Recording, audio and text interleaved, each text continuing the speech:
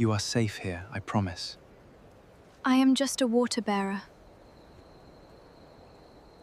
In the ancient kingdom of Solivar, where the palace towers caught the first light of morning before it touched any other rooftop in the land, there lived a slave girl named Meret. She had been brought to the palace as a child, orphaned by a famine that swept through the eastern provinces. And she had grown up among the kitchens and courtyards, her days measured by the weight of water jars and the folding of linens. Meret was not beautiful in the way the court ladies were beautiful. She wore no kohl, no silks, no jewels threaded through her hair. But she had a stillness about her, a quiet dignity that made people pause, her eyes without knowing river clay, and when she sang to herself while she worked, birds often hushed to listen when Meret the slave sang to herself. She did not know, on the morning she was sent to deliver a jar of water to the royal orchard, that her life was about to change forever. In the heart of the orchard, a figure stood. The crown prince awaited a meeting that would change everything. A quiet encounter. Prince Darian, heir to the throne of Solivar, had slipped away from his tutors that morning, as he often did, to sit alone beneath the pomegranate trees where no one expected a prince to be. He was tired of the crown that would one day rest on his head, tired of the marriage proposals from foreign princesses arranged by his father, tired of a life that felt to him like a beautifully decorated cage. Here, I am free. No expectations, just me. Oh, Your Highness! Forgive me, my lord. I did not see you there. Please forgive my intrusion. Rise. What is your name? Meret, my prince. Why do you carry water alone, so far from the kitchens? Because no one else wished to walk so far in the heat. Sit with me a moment. Tell me of the eastern province. I am told you came from there. The wheat fields were vast and golden before the famine. I remember my mother's voice singing by the river. The river fed us, but its floods took our home. Tell me your story, Meret. I was taken from my village as a child. Go on, I am listening. I was sold into slavery, but I never forgot my home. In the eastern province, the land is vast and the people are wise. Tell me more of their ways. They speak of ancient spirits in the winds. The sun lowers, the afternoon has passed like a breath. Meret, these stolen afternoons with you are all I crave. My prince, they are my only joy. Then let us cherish them. What began as one conversation became many. Darian found reasons to walk near the kitchens. Meret found herself lingering by the orchard gate longer than her duties required. Neither spoke of what was growing between them, for both understood the impossible shape of it. A prince and a slave girl, separated not only by rank but by law, by custom, by the very architecture of the world they lived in.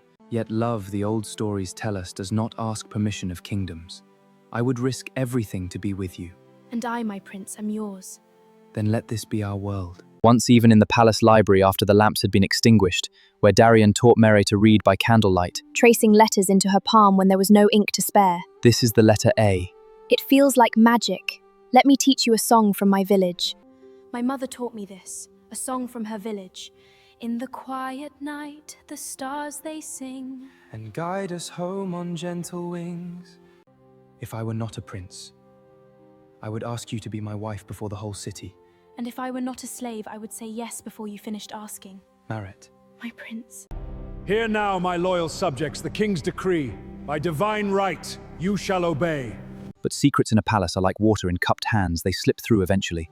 A servant loyal to the Queen Mother saw Darian, the crown prince, and the slave Meret together in the orchard and, hoping for favor, whispered it into the right ear. King Alazar summoned Prince Darian, his son, before the court. The king was not a cruel man, but he was a man who believed the order of the kingdom depended on the order of its bloodline. The king said to his son, "You are heir to Solivar kingdom. You will marry Princess Ilsevet of the Northern Kingdoms, as was arranged before you were born. This girl, this slave, will be sent from the palace by morning." Darian argued until his voice broke, but a prince's love, however true, could not outweigh a king's decree in the eyes of the court. That night, guards came for the slave, Meret. She was given no chance to say farewell to anyone. She was placed on a cart bound for a distant labor house on the kingdom's edge, a place from which few ever returned to the capital. The Prince's Search.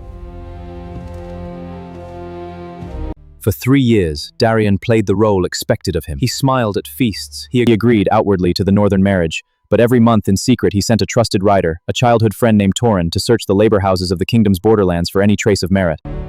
The prince's messenger, Torin, returned again and again with no news of any trace of the slave, Merit. The labor house Mera had been sent to, it turned out, had burned in a grain store fire the very winter she arrived, and its wreck and its people had been scattered across the kingdom, sold or reared or lost entirely to the chaos of disaster. The crown prince, Darian, did not give up in his search for the slave, Merit. He began riding out himself, disguised as a merchant's son, visiting markets and farms and river towns, asking after a young woman with river clay eyes who sang when she thought no one was listening. The Weaver of Calmet. In the 4th year of my search, in Calmet, I heard of a weaver's assistant who sang old Eastern songs. Songs no one here had ever heard before. My heart nearly stopped. Could it be her, Meret? Mary, My prince. not your prince. Only Darian.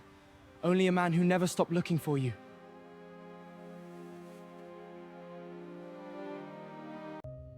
The price of love. Prince Darian wanted, more than anything, to take back the slave girl Mera to the capital that very hour he met her. I want to take you back to the capital with me. If you bring me back as I am, they will send me away again. Or worse, a prince cannot simply choose a slave girl and expect a kingdom to bend. Then I will unmake the law. I will free every slave in Solivar before I let it keep us apart. It was not an idle promise.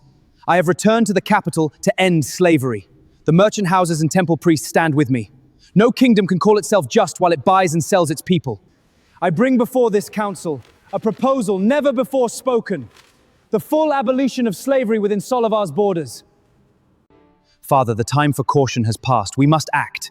No, Darian, I have resisted your proposal for months. It is too great a risk. I do not relent. This principle is worth the risk to the crown. The prince speaks with courage. Perhaps we should reconsider.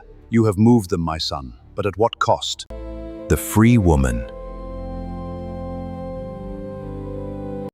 On the day the decree was signed, freeing every enslaved person in the kingdom, Prince Darian rode to Calmet himself to tell Marae with his own voice, "You are free. Not because I willed it for you alone, but because it was always the truth that should have been. And now, if you will still have me..." Yes, Darian, with all my heart. "And now, if you will still have me, I am asking you as one free person asks another. Will you be my wife?" I told you once that if I were not a slave, so even now, I would say yes before you finished asking, so yes. IX, the wedding at the capital. Their wedding was unlike any the kingdom had seen. Nobles and former slaves stood together in the temple. Old Queen Mother, who had once whispered against Merae, wept openly at the ceremony. King Alazar, frail now, placed his own crown upon his son's head, and upon Merae's a wreath of pomegranate blossom.